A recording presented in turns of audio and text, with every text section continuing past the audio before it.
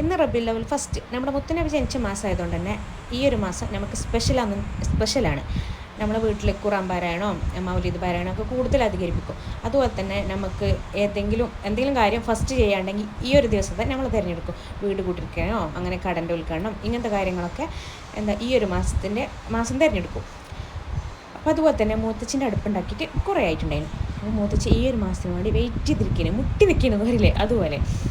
അപ്പം ഇന്ന് രാവിലെ തന്നെ വിളിച്ചിട്ട് പറയുന്നുണ്ട് നമുക്കിന്ന് പുതിയ അടുപ്പിൽ പാല് കാച്ചണം വരുമുണ്ടോ.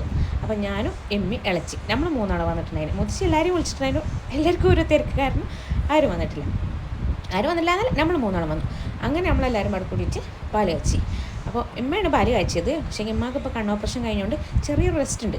വലിയ റെസ്റ്റ് കഴിഞ്ഞിട്ടുണ്ട്, 2 ആഴ്ചത്തോളമായി. അപ്പോൾ വലുതായിട്ടുള്ള റെസ്റ്റ് കഴിഞ്ഞിട്ടുണ്ട്. എന്നാലും നമ്മൾ അതിൻ്റെതായ ചിട്ടൊക്കെ നിൽക്കണ്ടേ. അപ്പോൾ പുകയൊന്നും കൊള്ളിക്കാൻ പറ്റില്ല. അപ്പോൾ ഉമ്മാനോട് വിട്ട് നിൽക്കാൻ പറയുന്നത്. പക്ഷേ നമുക്ക് എപ്പോഴും ഫസ്റ്റ് കാര്യം നമ്മളെ പരേ കൈകൊണ്ട് ചെയ്യുമ്പോൾ അതിന് പ്രത്യേക ഒരു വർക്കത്താണല്ലോ. അപ്പോൾ അതിനെക്കൊണ്ട് ഉമ്മനെ കൊണ്ട് ചെയ്യിപ്പിച്ചതാണ്. പിന്നെ തിളക്കോളൊന്നും ഉമ്മാനെ വെയിറ്റ് ചെയ്യിപ്പിച്ചില്ല. പിന്നെ നമ്മൾ ഓരോരുത്തരായി ഇളക്കി കൊടുത്തു. എല്ലാവരും കൈയെത്തണമെന്ന് മുത്തശ്ശിക്കൊരു ആഗ്രഹം. അങ്ങനെ ഞാനും ഇളച്ചിയും മുത്തശ്ശി നമ്മളെല്ലാവരും ആയിട്ട് ഇളക്കി കൊടുത്ത് പാലിതാ അത്യാവശ്യം നന്നായി തിളച്ച് പൊന്തിയിട്ടുണ്ട്. ഇനി വെയിറ്റ് ചെയ്താൽ ഇത് പുറത്തേക്ക് വരും. അങ്ങനെ നമ്മൾ പാലൊക്കെ അടുപ്പിൽ നിന്ന് എടുത്തിട്ട്, പിന്നെ എനിക്ക് സൊസൈറ്റി പാലാണ് നമുക്ക് കിട്ടിയിട്ടുണ്ടായിരുന്നു. അതിനെക്കൊണ്ട് എനിക്ക് സൊസൈറ്റി പാലിൻ്റെ ടേസ്റ്റ് വലിയ ഇഷ്ടമില്ല. അതുകൊണ്ട് അതിന് കുറച്ച് പഞ്ചസാര ഇട്ട് എനിക്ക് തന്നിട്ടുണ്ടായിരുന്നു. അങ്ങനെ ഞാനത് കുടിച്ചു. പിന്നെ നമ്മൾ പായസം ഉണ്ടാക്കാൻ വേണ്ടിയിട്ട് സാധനം വാങ്ങാൻ വേണ്ടിയിട്ട് കടിക്ക് തന്നിട്ടുണ്ട്.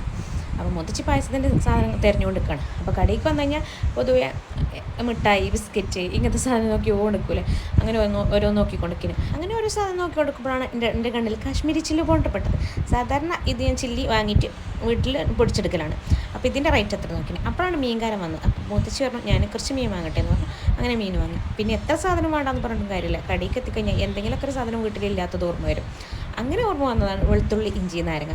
അങ്ങനെ ഞാൻ 200 വെളുത്തുള്ളി, 200 ഇഞ്ചി, ഒരു 3-4 നാരങ്ങ എടുത്തിട്ടുണ്ട്. നാരങ്ങ എനിക്ക് അത്യാവശ്യമാണ്.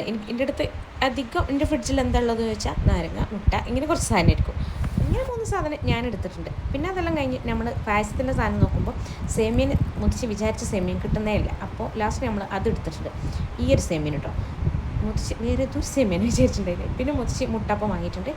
പിന്നെ മുത്തശ്ശിനിപ്പം തുണക്ക് പോകുന്നിടത്തല്ലേ എന്നും പറഞ്ഞിട്ട് മുത്തശ്ശി പറഞ്ഞ് ഒരു ഫ്രൂട്ടി വാങ്ങാം. കാരണം അത്യാവശ്യം നല്ല വെയിലുണ്ടായിരുന്നു. നമ്മളവിടത്തെ തന്നെ ടയർഡ് ആയിട്ടുണ്ടായിരുന്നു.